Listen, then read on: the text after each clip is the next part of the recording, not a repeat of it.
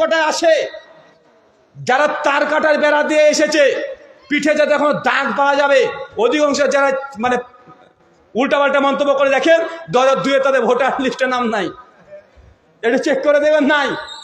আমি এতটুকু শুধুমাত্র মেসেজ দিতে চাই যে মুসলমানদেরকে টার্গেট যেভাবে করা হচ্ছে আজকে, আমাদের প্রত্যেক যুবক প্রত্যেক তরুণদেরকে, এখনকার যুগ হচ্ছে ইন্টেলেকচুয়াল ওয়্যার।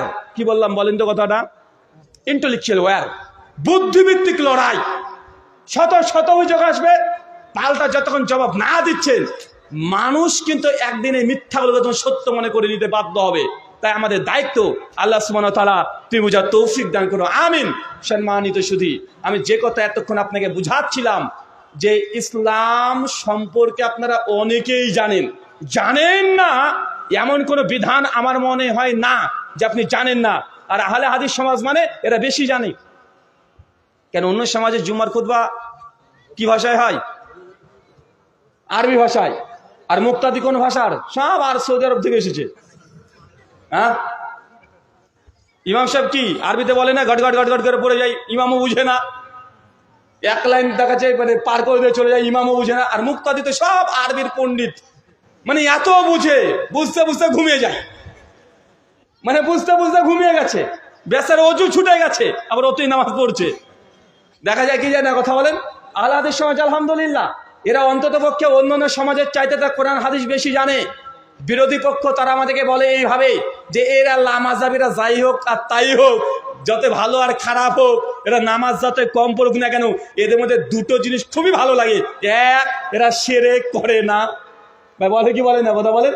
যে আহলে হাদিসের বাচ্চা বাচ্চা ছেলেরাও যদি একবার দেখে যখন যদি শিরিক, ও বেচারা মরে যাবে, তারপরে শিরিক করবে না। মানে আহলে হাদিস সমাজ তার অন্য সমাজের চাইতে শিরিক এবং বেদাত খুব ভালোভাবে বুঝে। ইসলামী বিভিন্ন রকম সুন্নাহ আহলে হাদিস সমাজ বেশি জানে। আমি এই জন্য আজকে সেই টপিকগুলো নেইনি। আমার পরে শাহিনুর ভাই তো আসছে, আপনাকে সাইজ করে দিয়ে চলে যাবে, বুঝলেন না মনে হয়। শাহিনুর ভাই আসছে, আপনারা মায়েরা বোনেরা যারা আছেন তারা রেডি থাকেন, কেন ভাগ্যে আপনাদের খারাপ আছে। গাড়ির চাকা কোন দিক দিয়ে যাবে ও নিজেও বুঝে না। ও পরবর্তী সময় যখন আলোচনা শুনে তখন বুঝতে পারে যে গাড়ির চাকা কোন দিক দিয়ে ঢুকে চলে গেছে। আর আমি আপনাদেরকে শুধুমাত্র এতটুকু বোঝানোর চেষ্টা করছি যে মুসলমানদের প্রেক্ষাপট দেখেন। আমরা মুসলমান এই ইন্ডিয়াতে 800 বছর ক্ষমতায় ছিলাম। কত বছর? আচ্ছা বলেন তো, ভারতবর্ষে ইসলাম ধর্ম কখন এসেছে? কখন এসেছে বলেন তো?